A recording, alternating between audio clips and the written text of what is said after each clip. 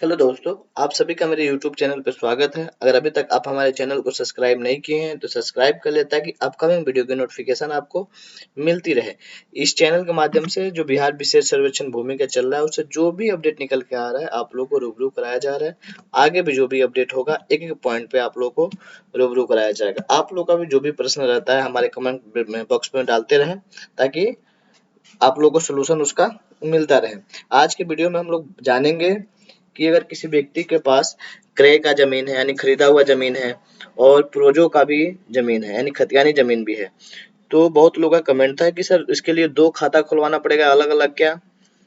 और दूसरा प्रश्न हमारा आज के वीडियो में हम लोग डिस्कस करेंगे कि सर्वे में खतियानी जमीन जो है प्रोजो की जमीन में दावा के लिए मृत्यु प्रमाण पत्र जो है जरूरी है क्या, यानी जो आप लोग का खतियानी जमीन है या पूर्वजों से जो आप लोगों को प्राप्त हुआ उसमें मृत्यु प्रमाण पत्र जो पूर्वज थे उनका देना जरूरी है क्या। क्योंकि आप लोग देखेंगे यहाँ पे जो फॉर्म है इसमें क्या साथ में लगाना है वो चीजें यहाँ पे बताया गया है। आप लोग बने रहेंगे, मैं इसको रोटेट करके दिखा रहा हूँ। यहाँ पे आप लोग देखेंगे कि यहाँ पे दे रहा है मृत जमाबंदी रैयत की मृत्यु प्रमाण पत्र या तिथि। तो क्या ये चीजें देना जरूरी है क्या अगर खतियानी जमीन पे आप दावा करते हैं। तो इन दो बिंदुओं पे आज हम लोग चर्चा करेंगे। सबसे पहले हम लोग जान लेते हैं कि अगर आपके पास क्रय का जमीन है और खतियानी जमीन है उस स्थिति में क्या आपको अलग अलग खाता खुलवाना पड़ेगा क्या। आइए हम लोग इस पर चर्चा करते हैं।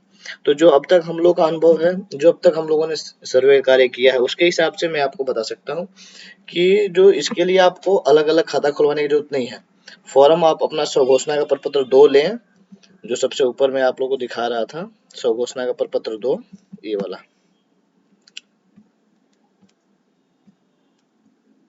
ये वाला जो फॉर्म है आप लोग ये फॉर्म लें और अपना बकायदे नाम यहाँ पे डालें और पिता का नाम डालें। अगर आप लोग सिंगल खाता खुलवा रहे हैं तो, अगर संयुक्त खुलवा रहे हैं 2-3 भाई हैं तो अपना नाम डालें।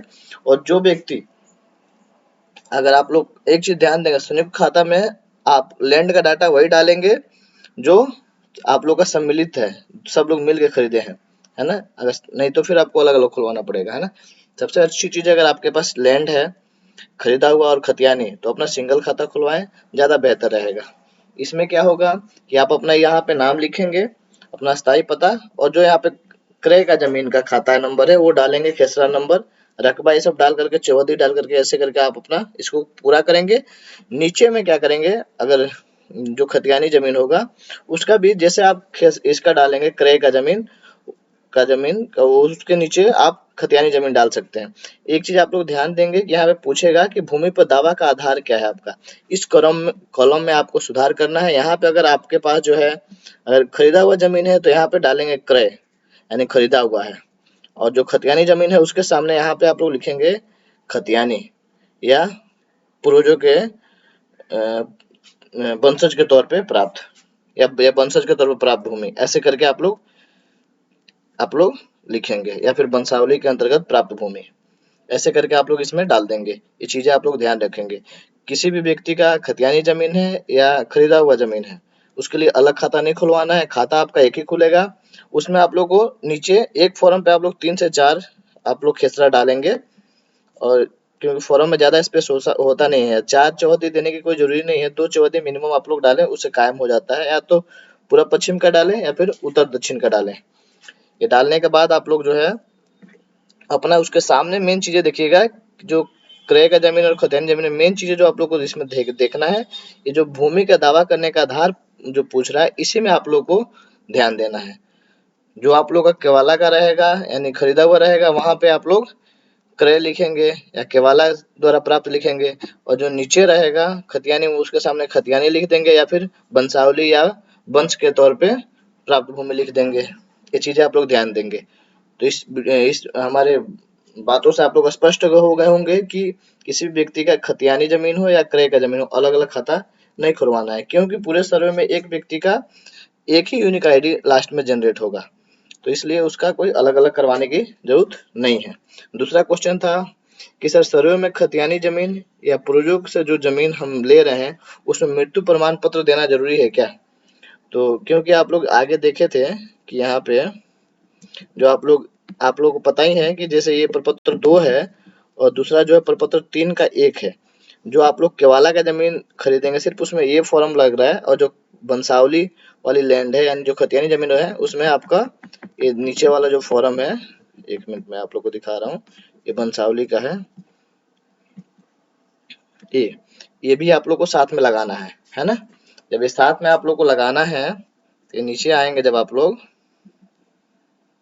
तो ये देखेंगे इसमें आप लोग को दे रहा है कि मृत जमाबंदी रैयत की मृत्यु प्रमाण पत्र, ये आपके पास उनका तिथि जानकारी में हो तो वो चीजें, तो आप लोग ये ध्यान देंगे कि ये चीजें आपको कंपल्सरी तो नहीं है, लेकिन अगर आपके पास है तो दे सकते हैं। अगर आपके पास मृत्यु प्रमाण पत्र नहीं है पूर्वजों का, क्योंकि उस समय बहुत कम लोग बनवा पाते थे, खास तौर पे जो अभी सर्वे 18 जिलों में हुआ है पश्चिमी बिहार में, तो इसमें इस जिलों में खास तौर पे चूंकि यहाँ पे सीएस सर्वे लागू है, सीएस मैप लागू है, काफी पुराना सर्वे है यहाँ पे अंग्रेजों के समय वाला, तो काफी समय पहले का सर्वे होने के कारण काफी डाटा अपडेट भी नहीं है, तो इसमें थोड़ा और संघर्ष करने पड़ेगा सर्वे लोग वाले पदाधिकारियों को भी और आप लोगों को भी कार्य करने में।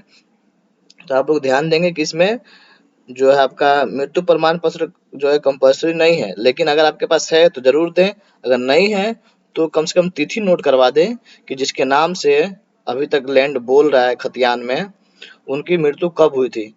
अगर तिथि पता है तो तिथि डलवा दें, या फिर ईयर पता है तो ईयर डलवा दें, मतलब जो चीजें मृत्यु का उनको पता हो वो चीजें आप लोग को स्पष्ट डलवाना पड़ेगा, ताकि ये चीजें सर्वे इंजीनियर अपना निश्चित कर लें कि इस व्यक्ति की मृत्यु हो गया है और आपके द्वारा ये चीजें बताई गई है ना। अगर ये चीजें नहीं हो पाएगा मृत्यु प्रमाण पत्र, तो एक सादे पेज पे आप अपना एफिडेविट टाइप का लिख करके कि मेरे पिताजी का जो है इस समय मृत्यु हो गया था करके नीचे अपना सिग्नेचर करके साथ में आप लोग अटैच कर देंगे, ताकि मेन सर्वे इंजीनियर का रोल इसमें है कि भाई जानना ये चाह रहा है कि आप जो दे रहे हैं जिस पे दावा कर रहे हैं ऐसा ना हो व्यक्ति जीवित हो और आपके द्वारा दावा कर दिया गया, हमारे द्वारा उसका खतियान आपके नाम से बना दिया गया हो। अगर ऐसा हो जाएगा तो फिर उसमें सर्वे इंजीनियर फंस जाएंगे, इसलिए वो लोग ले लेते हैं ये डॉक्यूमेंट्स, ताकि वो चीजें आप पे जाएगा कि आपने गलत तरीके से दावा किया। तो ये चीजें आप लोग कर लेंगे। जिसके पास नहीं होगा मृत्यु प्रमाण पत्र, एक सादे पेज पे लेटर लिख करके बाकायदे उस चीज को लिख करके कि मेरे पिताजी मृत इस समय हो गए थे, उनका डेट याद है तो डेट, नहीं तो ईयर याद है तो ईयर लिख करके आप लोग बाकायदे सिग्नेचर करके उसमें लगा देंगे। ये 2 क्वेश्चन था आप लोग का, और मैं समझ पा रहा हूँ कि आप लोग मेरे दोनों क्वेश्चनों के आंसर से संतुष्ट होंगे। आगे भी जो भी आप लोग का क्वेश्चन है कमेंट बॉक्स में डालें, उसका रिप्लाई किया जाएगा। वीडियो पे बने रहने के लिए बहुत बहुत धन्यवाद। अगर अभी तक आप चैनल को सब्सक्राइब नहीं किए हैं तो सब्सक्राइब करें, ताकि जो भी आगे अपडेट निकल के आए सर्वे का आप लोग को बताया जा सके समय पे, और समय पे आप लोग वो चीजें कर सकें। और आप लोग को ध्यान देना है, सर्वे ऐसा चीज है जो बार बार नहीं होता है, 100 साल 80 साल 60 साल पे होता है, और एक बार जो सर्वे में लिख गया उसको मिटाना और सुधार कराना में एक लंबा प्रोसेस है। ऐसा नहीं कि नहीं होता है, एक लंबा प्रोसेस है जो कि आप थक जाएंगे करते करते मेरे हिसाब से। तो आप लोग एक्टिव होकर के सर्वे कराएं, समय पे अपना फॉर्म जमा करें, और जो डॉक्यूमेंट्स इसमें लग रहा है उसे जमा करें। आगे जो भी इंक्वायरी होगा आप लोग कमेंट बॉक्स में जरूर डालें। वीडियो पे बने रहने के लिए पुनः बहुत बहुत धन्यवाद आपका सभी का।